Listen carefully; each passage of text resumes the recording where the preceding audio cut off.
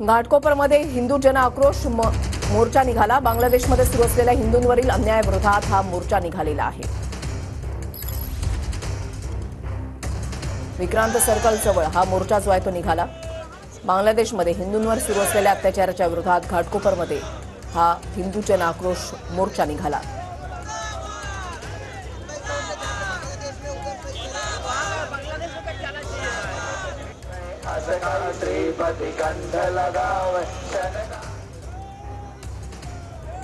तरी दोन दृश्य आपण पाहताय।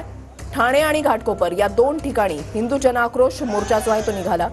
ठाण्यामध्ये सुद्धा मोठ्या संख्येनं लोकांची उपस्थिती होती, नागरिकांची उपस्थिती होती, तर दुसरीकडे घाटकोपरमध्ये सुद्धा मोठ्या संख्येनं नागरिकांची उपस्थिती पाहायला मिळाली।